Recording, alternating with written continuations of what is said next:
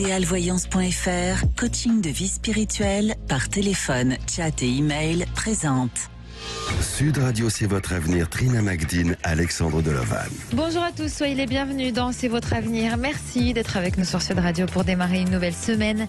Jusqu'à 17h, on va vous aider à faire le point. Le point sur votre vie sentimentale, le point sur votre vie familiale, le point sur votre vie professionnelle, votre passé, votre présent, vos projets et bien sûr votre avenir, puisque notre coach intuitif Alexandre Delovan va répondre à toutes vos questions et vous donner son ressenti pour les prochains mois et même les prochaines années. Bonjour Alexandre. Bonjour Trina, bonjour à tous. Comment allez-vous ? Je vais bien, merci. Comment s'est passé votre week-end ? Écoutez, ça va. Ça va ? Plutôt chargé, mais occupé, mais ça va. Oui, ça passe tellement vite les week-ends et en ça même passe temps. Vite, effectivement. Allez, pour nous rejoindre et nous poser vos questions, c'est très simple, vous nous appelez dès maintenant au 0826 300 300. Voici les sujets de la semaine, les illusions auditives, les bagues et le pouvoir de l'intention, les lettres de commande à l'univers et les secrets de la pierre philosophale.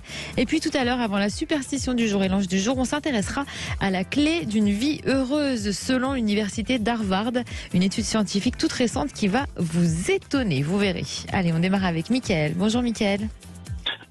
Oui, allô ? Oui, on vous entend. Oui, bonjour à tous. Bonjour à tous les auditeurs de Sud Radio.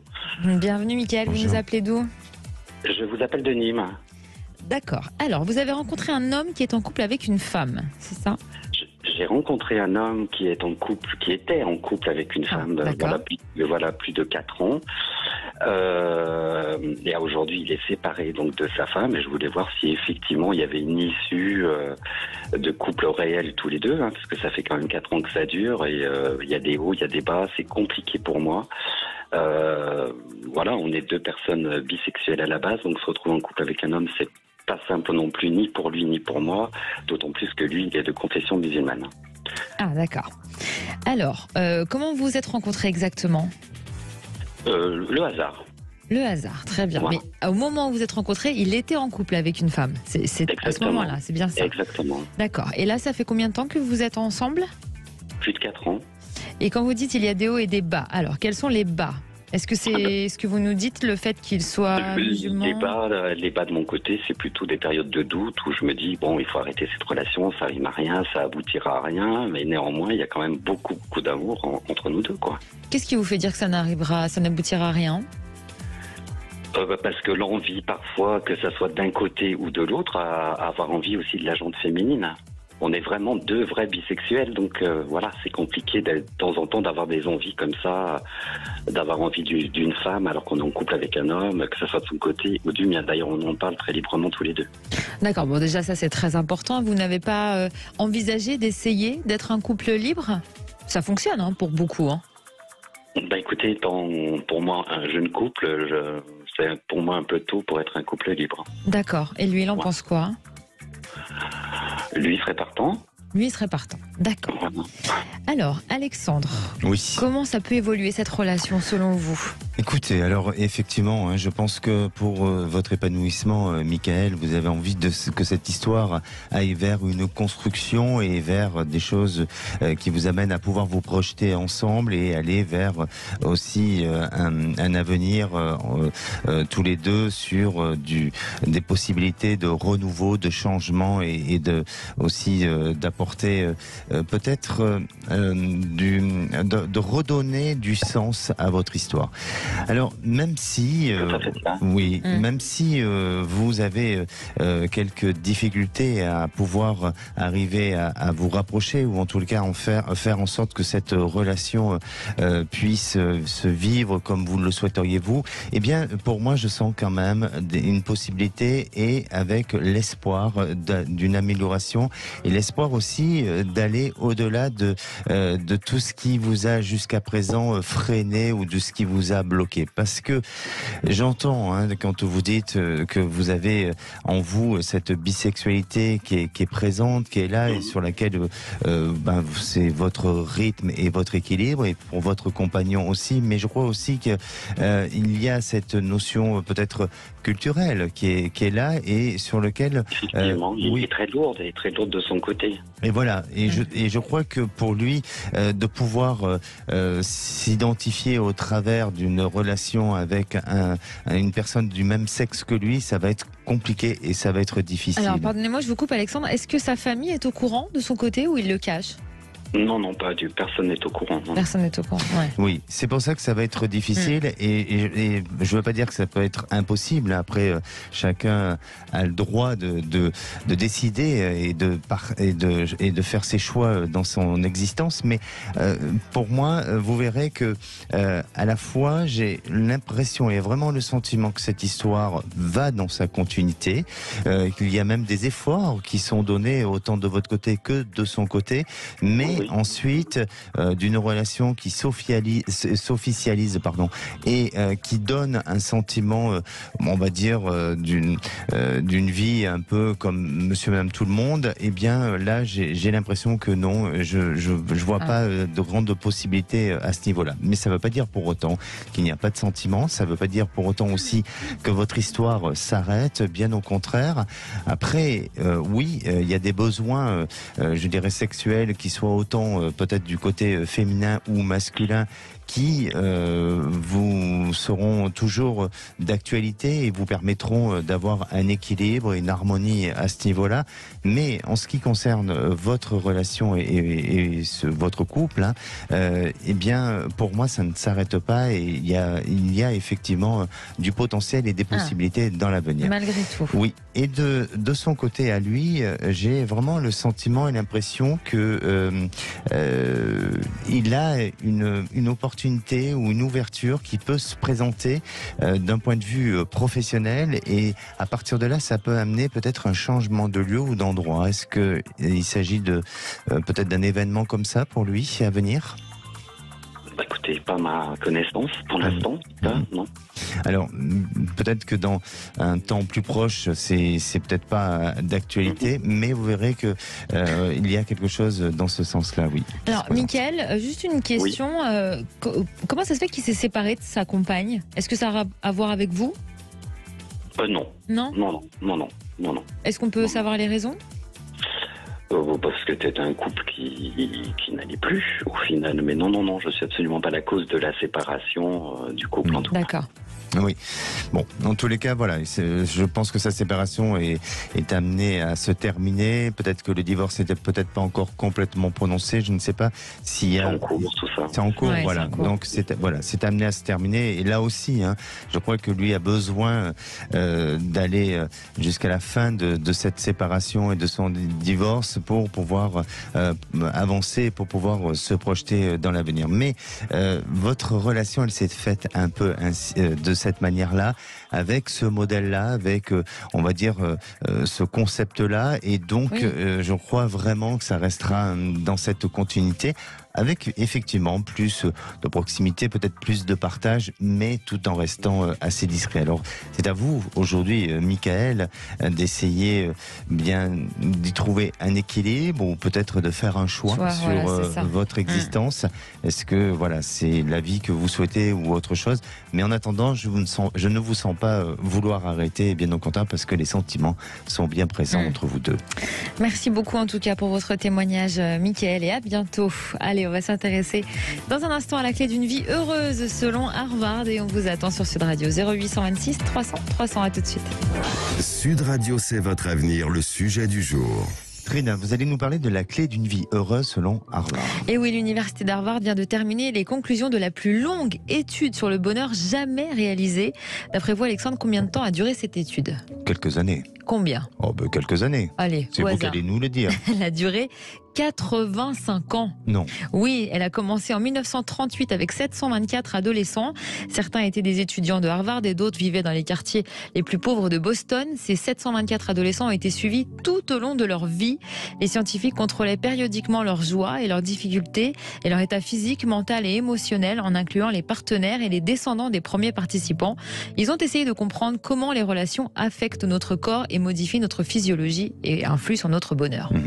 Et alors, quels sont les résultats de cette étude? Alors, d'abord, les résultats les plus logiques indiquent que les personnes qui ont des relations plus chaleureuses sont plus heureuses. Mais plus surprenant, les personnes qui ont des relations plus chaleureuses restent en meilleure santé physique en vieillissant. Quand les participants ont atteint l'âge de 80 ans, les scientifiques leur ont demandé ce qu'ils regrettaient le plus en faisant un peu le bilan de leur vie. Et il y avait 2 grands regrets principaux. Le premier était « J'aurais aimé ne pas passer autant de temps au travail et passer plus de temps avec les personnes qui me sont chères ». Et le deuxième regret était particulièrement exprimé par les femmes, pour le coup. J'aurais aimé ne pas passer autant de temps à me préoccuper de ce que pensent les autres. Alors, quelles sont donc les conclusions qu'on peut en tirer de cette étude-là? Alors, les scientifiques ont conclu qu'il existe un instinct d'épanouissement, de survie, que tout le monde veut être heureux et donc on a tous cette volonté d'essayer de trouver des moyens de s'épanouir et qu'il y a une énergie en chacun de nous qui recherche spécifiquement le bonheur. Et il conseille d'ailleurs de prendre une habitude, donc notez chez vous, pensez à une ou plusieurs personnes qui vous manquent, envoyez-leur un SMS ou un email et dites-leur simplement cette phrase « Bonjour, je pensais à toi et je voulais te contacter ». Ils assurent que ça ne prendra que quelques minutes, mais que vous serez extrêmement surpris du nombre de personnes qui seront ravies que vous les ayez contactées. Donc pour résumer, contrairement à la croyance populaire, le bonheur n'a pas grand-chose à voir avec l'épanouissement personnel. Ce qui rend la vie vraiment épanouissante, selon cette étude, ce sont les relations. Bien. Et sans relation? Ah bah on est plus malheureux. On est plus malheureux. Franchement, ça me paraît logique. Oui, c'est un tout. C'est un tout, évidemment, mais bon, d'après cette étude-là. Voilà, c'est d'après cette 85 ans, vous vous rendez compte? La plus longue étude jamais réalisée. Effectivement. Et vous, votre regret à ce stade de la vie? Pour l'instant, j'ai que 20 ans, donc j'ai pas encore fait, j'ai pas fini mes études. Vous faites moins. Oui, effectivement. Non, pour l'instant, non, j'ai pas de regret. Sincèrement, je n'ai aucun regret. Peut-être que dans quelques années, je pourrais tirer un bilan de tout ça, mais non, pour l'instant, ça va. Je suis content, bien au contraire. C'est ce qui fait que vous êtes bien dans votre vie. Alors. Exactement. Et j'espère que ça va durer le plus longtemps possible pour continuer cette route que je suis en train de vivre. En tout cas, sans regret. Bon, bah voilà, c'est bien du cœur. Laure nous a rejoint. Bonjour Laure. Oui, bonjour Trina, bonjour Alexandre, bonjour à tous. Bienvenue Laure, vous nous appelez d'où? Je vous appelle de la région de Toulouse. D'accord. Alors, ça concerne votre compagnon. Il a mal réagi à l'annonce de votre grossesse, c'est ça? Voilà, alors j'ai vécu 2 belles années avec mon compagnon. Il s'avère que j'ai dû lui annoncer cette IVG fin janvier. Cette annonce de grossesse, et on a pris la décision de justement faire un IVG parce qu'il n'était pas d'accord quant à cette grossesse. Il faut savoir qu'avant cette IVG, à l'annonce de la grossesse, il a mis fin à notre relation. Donc on a passé 2 belles années. Il m'a dit que c'était la goutte d'eau, qui avait tout fait déborder, et que ces 2 années, malgré que nous avons passé 2 années où nous étions très très complices, je m'apercevais à chaque étape de la vie, quand il fallait prendre des décisions assez importantes, nous avions des projets de construction maison, etc. Il tournait tout le temps autour du pot et il avait du mal à passer le cap. J'ai senti qu'il avait peur. Je savais plus trop quoi penser. Et alors, je suis quelqu'un qui communique assez facilement. Et lui, pour le coup, il s'est fermé. Donc, j'avais commencé à lâcher prise en décembre sur ces projets-là, en me disant recentre-toi sur toi, occupe-toi de toi, et puis on verra comment ça va se passer. Et au moment où je lâche prise en décembre, les docteurs m'avaient annoncé que je ne pourrais jamais être enceinte. C'était pas un choix, hein. C'était un accident, comme on dit. Sauf qu'après, à l'annonce de cette grossesse, j'ai fait le choix de penser pour moi. Et je lui ai dit, peu importe la décision que je prendrai, au moins je ne te le reprocherai pas. Et j'ai réfléchi pendant 11 jours, j'ai mis fin à cette grossesse. Bon, j'ai 44 ans, j'ai 2 enfants en bonne santé, et je me suis dit, il y a peut-être autre chose aussi. Et il m'avait annoncé la rupture, et je me suis dit, bon, je l'aime aussi. C'était un pacte moral qu'on avait tous les deux, de ne pas avoir d'enfants, puisque chacun avons des enfants de notre côté. Et à l'annonce de cette grossesse, 4-5 jours après, il a mis fin À la relation, de manière très très colérique, ce que je peux comprendre, parce que je lui avais annoncé cette grossesse aussi, il faut dire, la vérité, c'est que j'étais plus pour le garder au début. Et de toute manière, il m'a dit, le souci, c'est pas la grossesse. Donc à chaque fois qu'on avait des projets, c'était j'ai peur. On ne pouvait pas lui parler de maison ou de quand on abordait le mariage, on ne pouvait pas. C'est l'engagement sous en fait. toutes ses formes. C'est l'engagement qui lui fait peur. Oui, c'est ça. Et moi, j'ai perçu à travers ça qu'il avait très très peur et que à chaque fois, il n'arrivait pas à aboutir à une relation. Il avait déjà eu une relation pendant 4-5 mois, ça n'allait pas plus loin. Avec son ex-femme, il y a eu des hauts, mais surtout des bas. Et donc, je me suis dit, voilà, qu'est-ce qui se passe? Alors, est-ce que c'est tombé sur moi? C'est pas de ma faute, je sais pas. Donc, je voudrais savoir si vous voyez un retour, Alexandre. D'accord. Vous avez échangé avec lui depuis? Je suis désolée. Oui, c'est normal, on comprend. Bon. Alors Alex, effectivement, pas facile, hein. Oui, vous êtes plein d'émotions parce que vous vivez cette histoire et puis surtout que, au-delà de cette histoire sentimentale, il y a aussi l'envie d'avoir une famille, ou en tous les cas d'agrandir votre famille et notamment avec cette notion d'enfant. Je crois aussi que vous avez misé sur beaucoup d'espoir dans cette histoire et aujourd'hui, ça vous rend fragile et vous êtes dans cette sensibilité-là. Alors, pour moi, il y a plusieurs aspects qui semblent apparaître. C'est pas seulement par rapport à vous, mais je crois que cet homme, effectivement, comme vous avez bien énuméré les choses, il y a la peur de l'engagement, ça c'est évident, mais je crois aussi que chez lui, il y a un problème de stabilité. Je ne parle pas de stabilité psychologique, mais je pense de stabilité matérielle. Et notamment par rapport, alors peut-être que par rapport à son activité, il a peur de l'avenir. Il y a une instabilité, il y a quelque chose. Il n'est pas sûr, si vous voulez, de pouvoir assumer ce qui pourrait. C'est tout à fait ce qu'il m'a dit aussi. D'accord. Et à la fois, ça le diminue en tant qu'homme. Ça l'amène à vouloir peut-être aller plus vers une fuite que vers un engagement et à se réfugier vers peut-être des prétextes. Alors, pour vous, on peut parler de prétextes, mais ce n'est pas vraiment des prétextes. Et pardonnez-moi de parler avec légèreté, mais en tous les cas, je les comprends mieux maintenant. Voilà, je les comprends mieux maintenant. Ça l'était, mais maintenant je les comprends mieux. C'est plus qu'une protection, c'est une réalité. C'est quelqu'un qui est artisan. Et depuis la crise à l'Ukraine, les matériaux qui ont augmenté, il a très très peur. Et moi, je voulais juste avoir une famille recomposée au sens large. Pas forcément d'enfants, mais comme on avait fait jusqu'à maintenant, ses filles, ses enfants. Je citerai pas si c'est des filles ou des enfants, mais voilà, de faire comme on faisait jusqu'à maintenant, des repas de famille, etc. Mais dès qu'on avançait dans des projets, il me disait j'ai peur, la crise, machin, je suis contre le mariage et je pense qu'il va le regretter. Je crois qu'aujourd'hui, il assume ses choix, et même si ça lui fait mal, même si son cœur souffre, mais je pense qu'il assume parce que c'est un homme qui se sent un peu piégé par lui-même. Je ne veux pas dire que c'est que le système d'aujourd'hui qui peut le piéger, voilà, mais il en souffre, effectivement.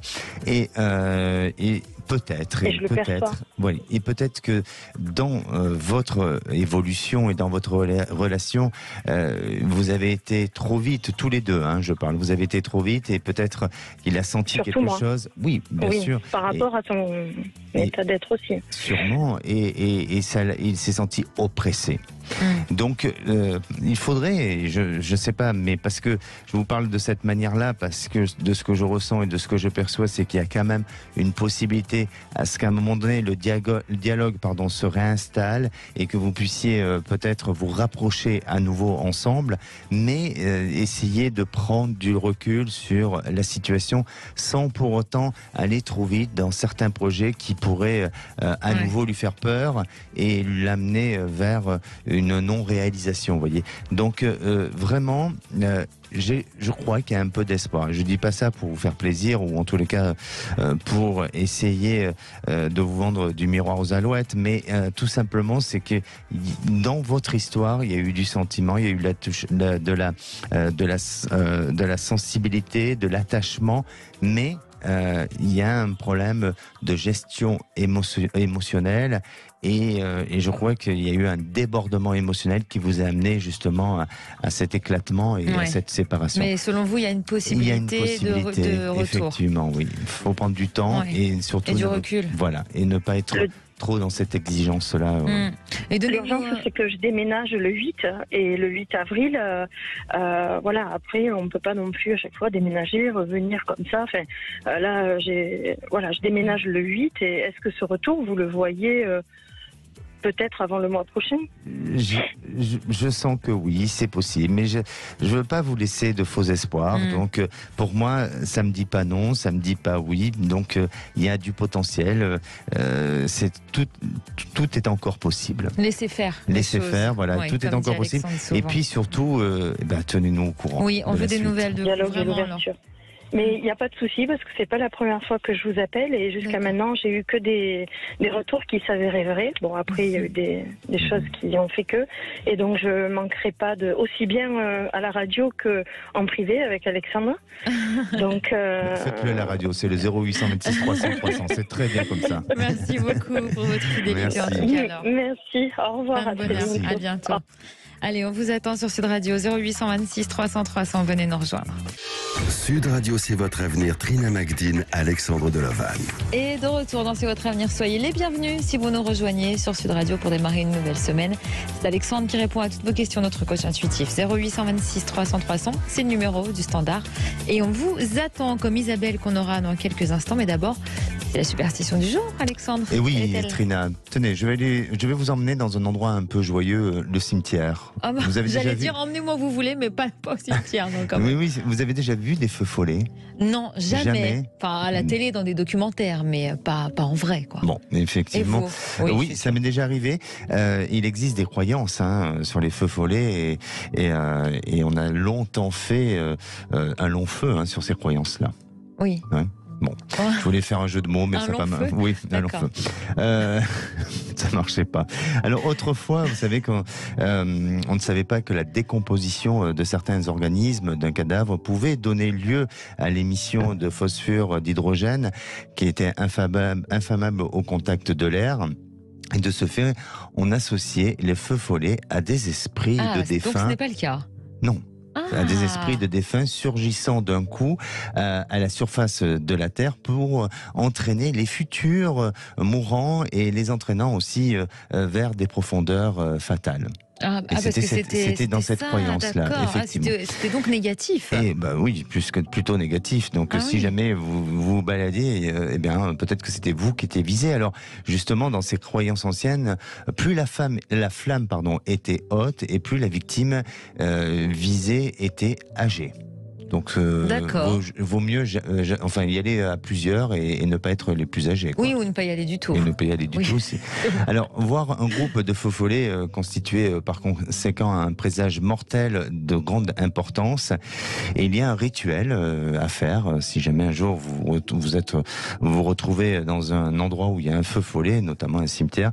Eh bien, il faut planter derrière vous une aiguille à coudre et tenter, bien sûr, de vous en éloigner au plus vite que possible. Dans la terre, on la plante. Oui, il faut la planter. Faut-il avoir encore une aiguille à coudre avec soi, quoi?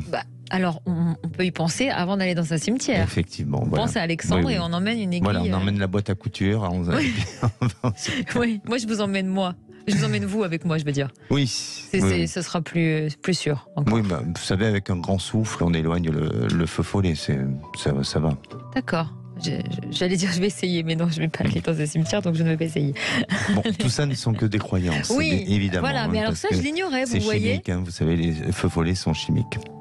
D'accord, c'est bien de le préciser. Oui. Isabelle nous a rejoint. Bonjour Isabelle.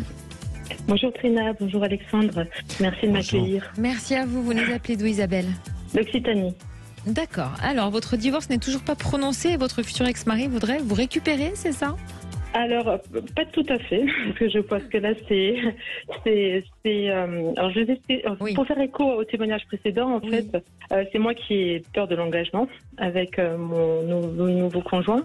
Voilà, je me vois pas vivre avec lui. Enfin, j'arrive pas à vivre pleinement cette relation, alors que ça fait plus d'1 an. Voilà, il n'est pas parfait, mais ça se passe très très bien. Et voilà. Et voilà, je ne sais pas ce qui me bloque. Et voilà, j'ai eu un enfant à 23 ans avec un premier conjoint. Il est parti, la petite avait 6 mois. Je me suis ensuite, j'ai eu beaucoup de mal à faire confiance de nouveau à un homme. Et grâce à la patience de mon ex-mari, bon, ça s'est fait. Voilà, je suis restée plus de 20 ans avec lui. Et puis le couple, bon, ça s'est délité. Voilà. Et au début, la séparation était très cordiale et on s'entendait même très bien. Et au bout d'1 an, quand il a appris que j'avais un nouvel ami, ça s'est beaucoup moins bien passé. Il m'a harcelé. Voilà, donc c'est un divorce une séparation qui est très compliquée. Bon, maintenant, le seul point d'achoppement, ça reste le partage de la maison, la soulte qui me doit, puisque voilà, on a la maison familiale et les biens en commun. Mais voilà, ça fait 3 ans que je suis séparée et voilà, ça traîne parce que entre temps, il a adopté aussi l'enfant que j'avais eu avec mon premier conjoint. Ah. Voilà, donc ça a traîné. Tout a traîné suite à cette adoption aussi. Alors c'est tout à son honneur, puisqu'il l'a élevé, ma fille aînée, il l'a élevé, donc c'est très chouette pour elle. Et elle le considère comme son père, voilà, parce qu'il a été très chouette avec elle. Et puis on a eu deux autres enfants en commun, donc c'est vrai, il y avait vraiment c'est vraiment une vraie fratrie, quoi. Voilà.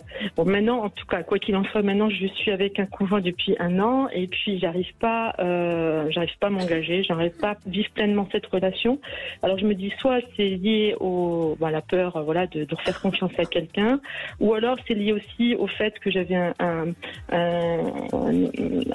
ami l'an passé, pendant aussi 1 an, et ça c'est pas, la relation s'est arrêtée parce que il y avait un problème de distance et c'était pas du tout lié à un problème relationnel. Voilà. Donc j'ai l'impression que je sais pas si j'ai pas fini l'autre histoire. Enfin voilà, je suis en plein questionnement et en tout cas moi j'arrive pas à me vivre pleinement cette relation alors que je suis très bien avec lui. D'accord. Alors, Alexandre, comment ça peut évoluer tout ça, selon vous?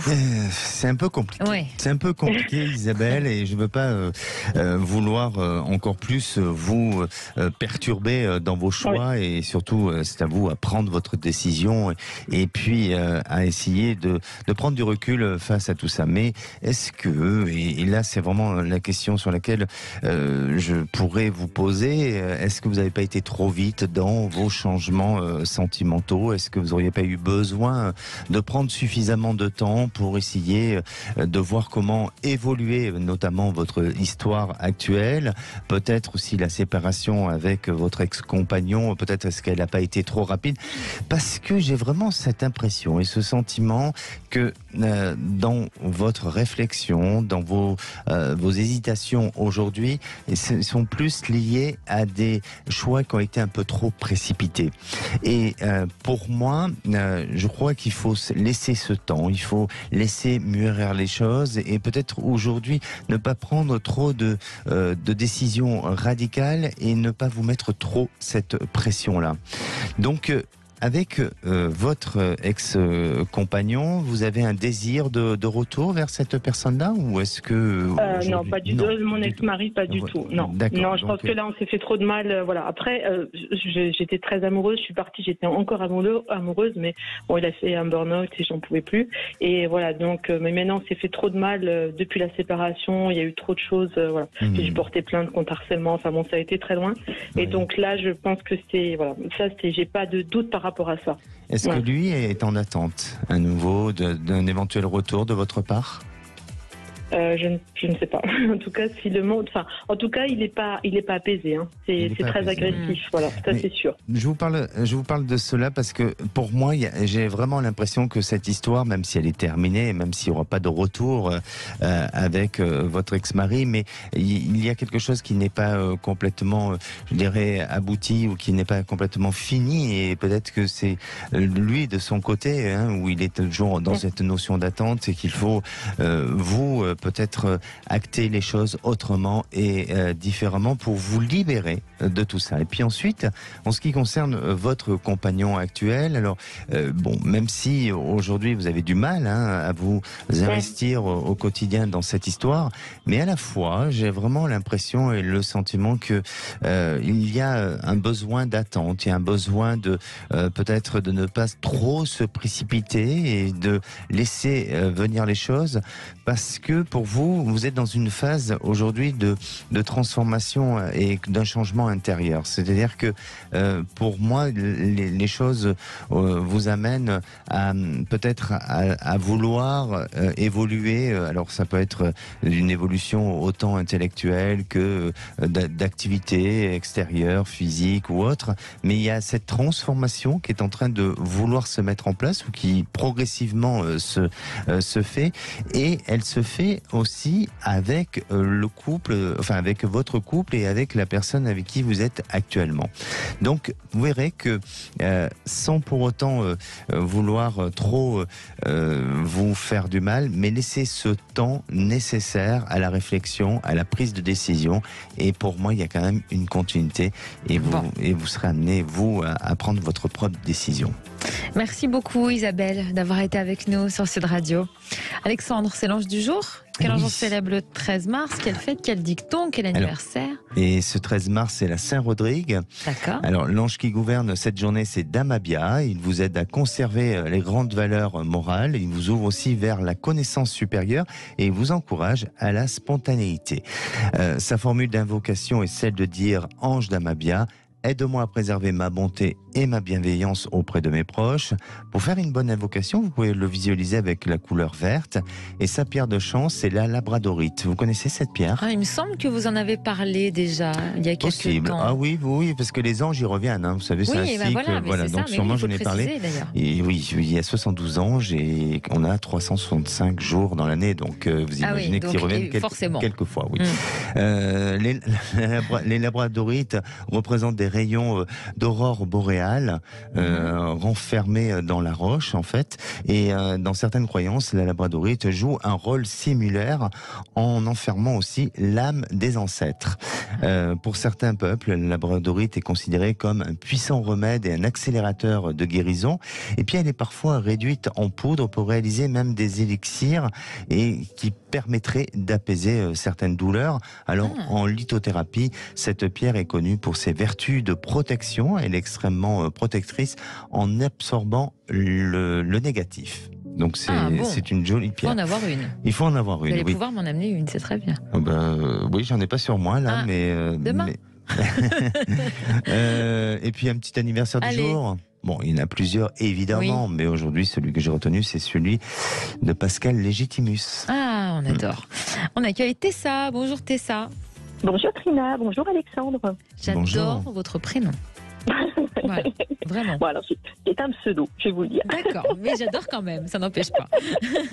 D'accord. Alors, ça ne se passe pas très bien avec votre direction, c'est ça ? Non, ça se passe pas très bien. C'est-à-dire que j'ai choisi une reconversion il y a 16 ans. J'ai fini ma formation il y a 4 ans. Et suite à cette formation, j'ai voulu me stabiliser en entrant dans une association. Et cette association, je sentais que je n'allais pas y rester parce qu'il y avait beaucoup de burn-out. Et là, au mois de juillet, mon corps m'a parlé et du coup, j'ai fait un début de dépression. Et suite à ça, je me suis dit, il faut vraiment que je me sorte de là. Et j'ai choisi une autre orientation pour valoriser le diplôme que j'avais fait. Et du coup, en même temps, mon employeur m'informait des difficultés financières. Donc moi, j'ai du mal actuellement à trouver le financement et l'organisme de formation. Voilà. Et je me demande comment ça va se terminer avec mon employeur. Voilà. Comment ça va pouvoir évoluer et me sentir mieux au travail. En fait, ce que je veux faire, c'est du bien-être auprès des parents et des enfants. Et à la fois me sentir bien dans ce que je fais, être légitime. D'accord. Bon, Alexandre, je vous vois inspiré. D'accord. Comme toujours. Bon, Trina est inspirée par votre Voilà. prénom, votre pseudo. Et pour moi, alors oui, je suis inspiré et à la fois, je pense qu'il y a beaucoup de questionnements autour de votre avenir professionnel. Alors, je vous sens avoir acquis beaucoup d'expérience et aujourd'hui, on dirait que vous avez besoin de mettre tout ça à profit. Et j'ai vraiment l'impression et le sentiment qu'il y a quelque chose au travers d'une formation, il y a quelque chose qui va se mettre en place pour vous. Et puis, progressivement et professionnellement, eh bien, vous serez amené à pouvoir aller vers le choix sur lequel vous avez envie de vous orienter et vous avez décidé d'aller. Pour moi, alors même si il peut avoir un sentiment soit de pénibilité dans votre travail ou de fragilité à ce niveau-là, eh bien je vous sens avoir quand même une certaine forme de résistance et peut-être aménager votre travail autrement et différemment. Est-ce que c'est le cas aujourd'hui ? Tout à fait, tout à fait. C'est ce que je voulais faire. Je voulais associer, en fait, continuer dans le travail dans lequel j'étais à 80% et poursuivre petit à petit vers un côté libéral, bien-être. Et du coup, après, arrêter. Mais là, comme mon employeur m'a initié il y a 3 semaines des soucis financiers, je fais peut-être qu'il va y avoir une transition professionnelle. On va me faire une demande. C'est vrai qu'à l'annonce de mon employeur, j'ai fait ça y est, libéré, délivré, c'est bon. On partage votre joie. Merci. Mais j'adore votre émission. Peut-être que pour votre employeur, il est peut-être pas complètement satisfait de son avenir professionnel, mais vous, en tous les cas, vous allez pouvoir tirer profit de tout ça. Et c'est très bien, c'est à votre avantage. Et puis surtout qu'il y a en vous cette envie encore de donner, cette envie d'apporter, cette envie de transmettre.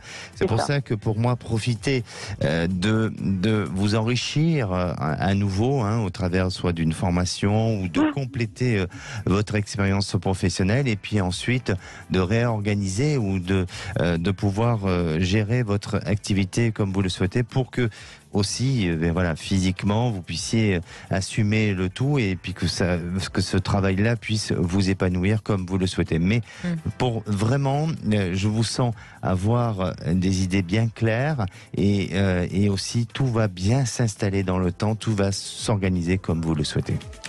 Et tenez-nous au courant, Tessa. Oh bah oui, avec plaisir. Mais vous voyez que je vais m'installer, il ne faut pas à peu près 1 an. Oui, un an ou 2, oui, moins de 2 ans et 1 an, oui, sûrement. Super. Merci Tessa, merci pour votre bonne humeur. En tous les cas, merci pour votre émission. Merci. À bientôt Tessa. Au revoir. Allez, venez nous rejoindre vous aussi sur Sud Radio 0826 300 300. On revient dans un instant. De retour sur Sud Radio pour la dernière partie de C'est votre avenir. Venez nous rejoindre au 0826 300 300 pour poser vos questions à notre coach intuitif Alexandre Deloven. Dans un instant, ce sera Les Vraies Voix présentées par Frédéric Brindel et Cécile de Minibus. Et d'ici là, on accueille Élise. Bonjour Élise. Bonjour. Bonjour Trina, bonjour Alexandre. Bonjour. Bienvenue Élise, vous nous appelez d'où ? Alors de la région Occitanie. Très bien. Alors, votre ex est encore présent dans votre vie, c'est ça ? C'est ça, oui. Expliquez-nous. Voilà. On a vécu une dizaine d'années ensemble, puis on s'est séparés. Et depuis la séparation, on se revoit régulièrement. Donc, alors, c'est quelqu'un de très attentionné, mais il supporte pas du tout d'être contrarié sans devenir violent verbalement. Du coup, il n'y a pas de dialogue et cette situation est vraiment compliquée à vivre au quotidien. Du coup, là, ça se passe bien puisque quand on se voit de temps en temps, je parle le moins possible. Mais bon, c'est pas très intéressant et c'est pas une vie que j'ai envie de continuer comme ça, quoi. Voilà. C'est le fait qu'il soit violent verbalement qui fait que vous vous êtes séparés ? C'est oui, autre chose. Oui. C'est vraiment déstabilisant. C'est pas intéressant du tout à vivre. Et donc, quand vous dites que vous continuez à vous voir, c'est physique entre vous ou c'est juste amical aujourd'hui ? Non, c'est physique, oui. C'est physique, d'accord. Et pourquoi vous ne vous remettez pas ensemble dans ce cas-là ? C'est tous les deux que vous souhaitez ne pas vous remettre ensemble ? Ah, lui, je sais pas du tout, mais moi, c'est sûr que non. C'est sûr que non, ouais. D'accord. Alors, bon, donc votre question exactement est laquelle ? Alors, ma question, est-ce que vous voyez un changement important, positif et durable dans ma vie sentimentale? Et j'aurais aimé savoir aussi au niveau de la localisation si celle-ci allait changer parce que je ne suis pas bien là où je suis. Ah, d'accord. Alors, Voilà.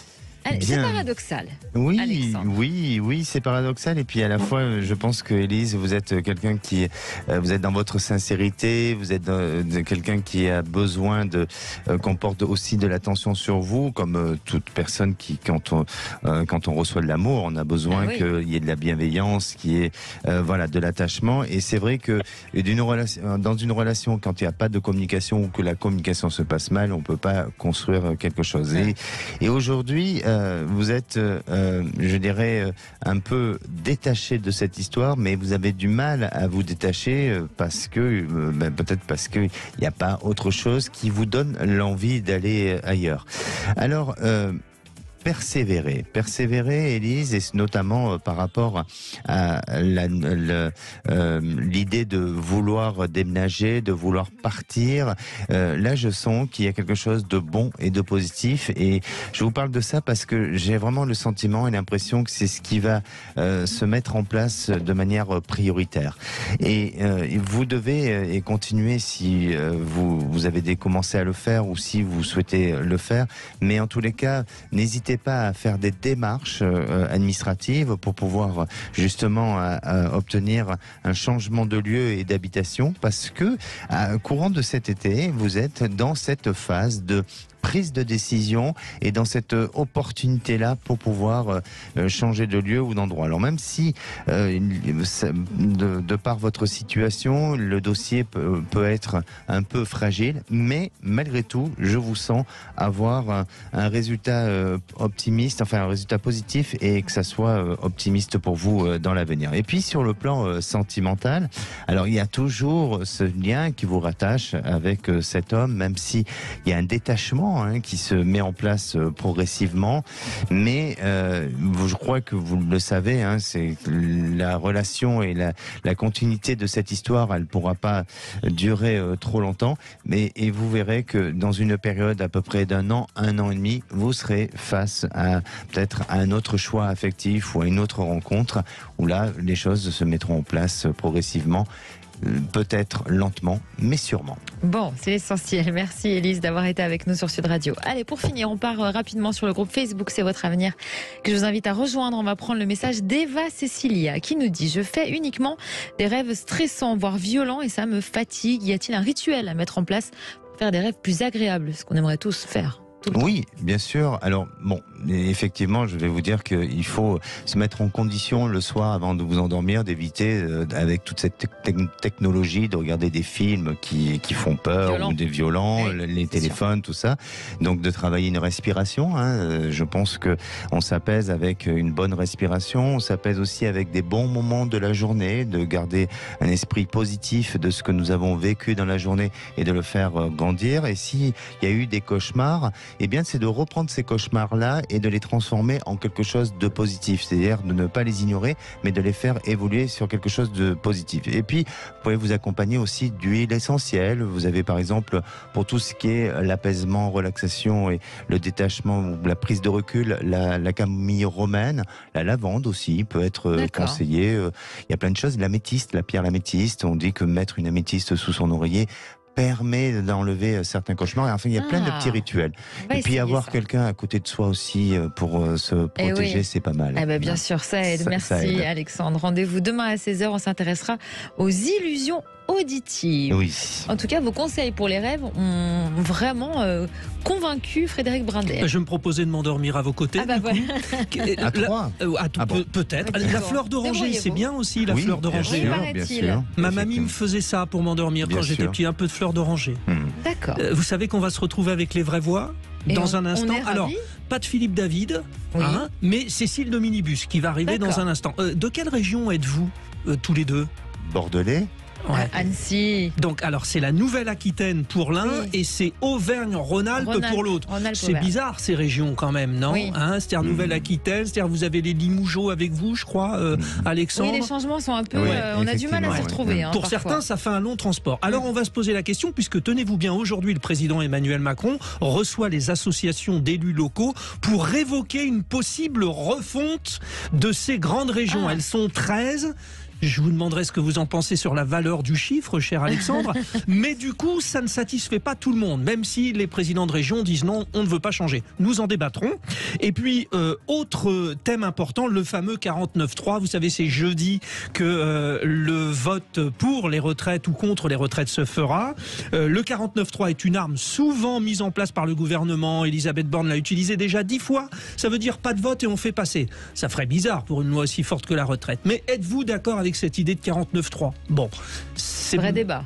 Il y a débat. Ouais. C'est la raison pour laquelle on a fait cette émission, Les Vraies Voix, pour qu'on ait des débats. Et je peux vous le dire, ça va être très soutenu. Très bien. Eh bien, on a hâte d'entendre ça. À tout de suite.